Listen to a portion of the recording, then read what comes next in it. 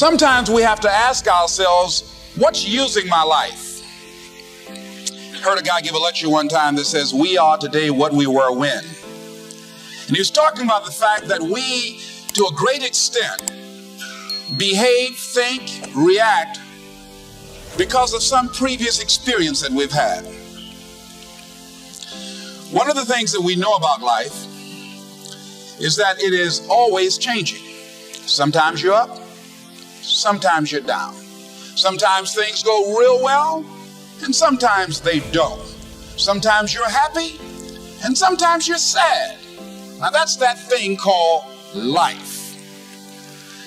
And when we begin to understand and know that, accepting that reality that we will never ever have things just on an even keel all the time, that you're going to have some ups and you're going to have some downs.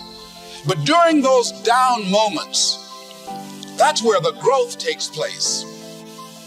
That's where the work is. See, anybody can feel good when they have their health, their bills are paid, they have happy relationships, business is successful. Anybody can be positive then. Anybody can have a larger vision then. Anybody can have faith under those kinds of circumstances. Am I correct? See, but the real challenge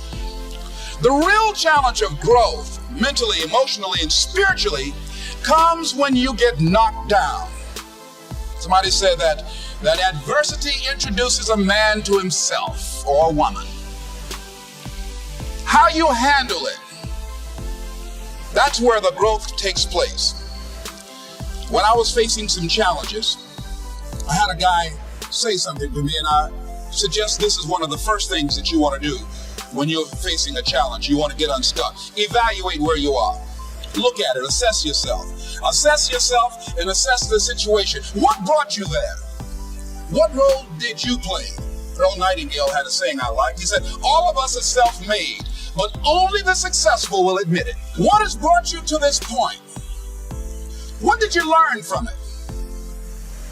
Are you learning anything, or are you doing it over and over and over again? Somebody said that insanity is doing the same thing in the same way, expecting a different outcome.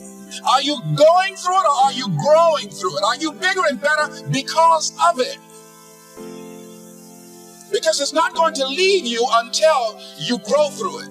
I was going through a major challenge in my life that was wearing me out, that was using me. Well, you see, your mind is when you go into a service station to get gas, you don't go in there and just start pumping. When you push the lever up, it clears the previous bill. By the same token, if you want to begin to move, you've got to clear your mind of all the unnecessary luggage and baggage that's weighing us down. I couldn't move. I couldn't think about what am I going to do to get out of this situation, because I was so concerned about what happened and what he did to me and how bad it was. I was so stuck in that I couldn't even focus on what I should have done. Feeling sorry for myself and angry, none of that was taking me anywhere. So pretty soon I learned through effort, made a conscious, deliberate, determined effort. I had to let it go. I had to forgive it. Let it go and begin to focus on developing myself. And I say to you, you're going to have people to do things to you. Things are going to happen to you. And the most important thing to do is to harness your will and let it go. And move so you can grow. So you can get on with your life. It doesn't matter about what happens to you. What matters is, what are you going to do about it? All of us have experienced some tragedy, and if we haven't, we will.